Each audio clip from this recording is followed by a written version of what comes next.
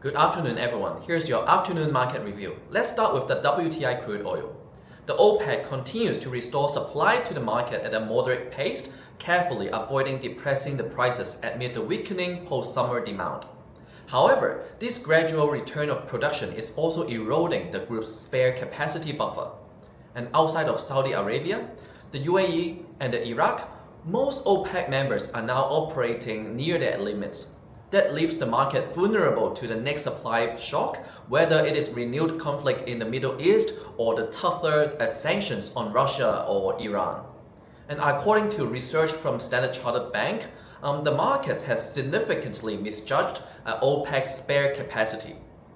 While many on Wall Street assume 5 to 6 million barrels per day of excess output, the true figure is much lower and highly concentrated.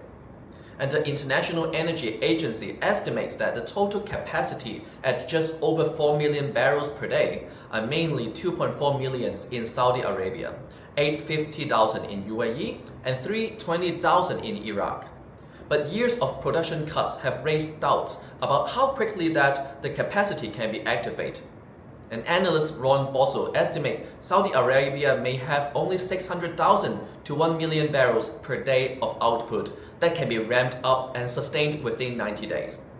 Once traders recognize that two-thirds of so-called available capacity may not exist, it could have far-reaching effects on the entire oil price curve. And turning to gold, the prices remain record highs as the US government shutdown enters its second week.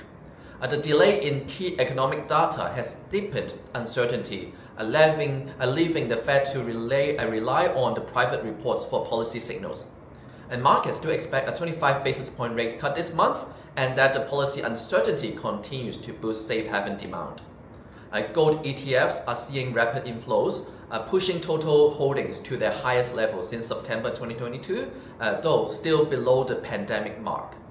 Strong central bank buying, ongoing geopolitical tensions, and diversification away from the US dollar all continue to boost gold rally. And sustained weakness in the labor data may be needed to push the price up to 40-50 mark. And that's all for today's review, and thanks for tuning in.